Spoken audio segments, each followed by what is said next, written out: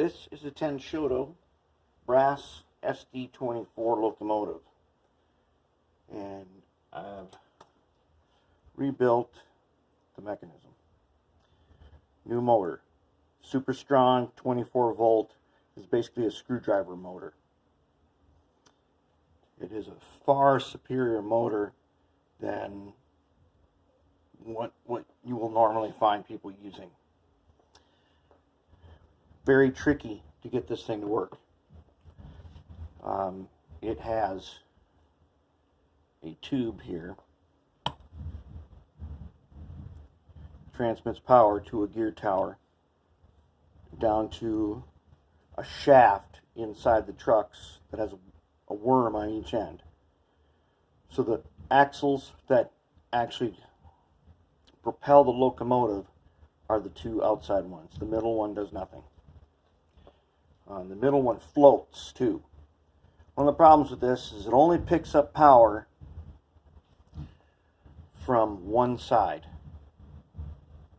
Right now I've got, this is the front, I've got my red side here. I've got the black wire over here. And the motor's facing backwards, so I reversed the red and black. Now I could have turned the motor upside down, but I already had a good mount attached to it, so I just went ahead and reversed them on our little PC board. After going to the trucks and rebuilding them, this is what I've got now.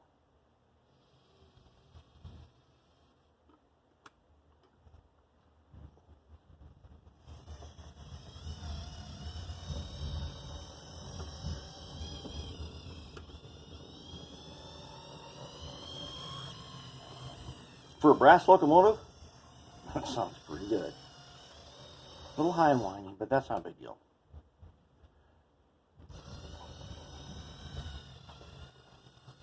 Before I went through the trucks, it was very difficult for this thing to get power at all. It really struggled. Now if I go over here to this switch, it should stall out. Yep. That's because since I do not use, all my frogs are isolated. That's a Fast Tracks crossover right there. It loses power right here. So we need to fix that. Now I don't know if you can see this. Right here is a phosphor bronze wire. This is how I got it. It is a phosphor bronze wire from Tai Chi. I'm going to attempt to use that phosphor bronze wire to get pickup from both sides. First, I'm going to get pickup from all the wheels on one side each. The middle one, because it floats, it does not reliably put power into the truck. As you can see here, I made these little copper connectors. And since I didn't know how I was going to do this, I used the blue and the green wire. And I'll change those out to red and black once I get this thing the way I like it. But I'd say so far we've done very well with this Tenshodo. Here's the shell. You know what I'm going to do with that, right?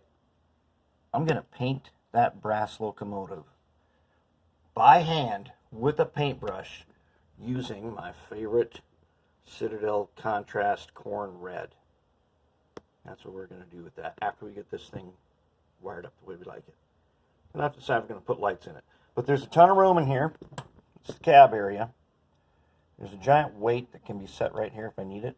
I probably will use it. And so far, so good. Getting those trucks all together was a very difficult project, and I learned a lot about the engineering behind the way these trucks are. If this thing reliably picks up power, there's a ton of tolerance, and there's a lot of play in the wheels. It should roll over the most difficult track without problems. All right, let's take one more look at it.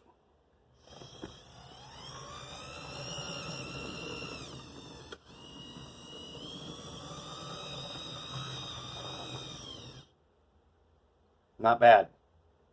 Sounds I like the way it sounds. I mean, it sounds kind of high and whiny when this thing is all together. For a brass locomotive, oh, that's good.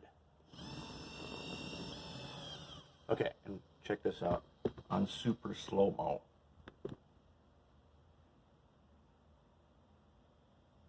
That is about the lowest amount of power I can put.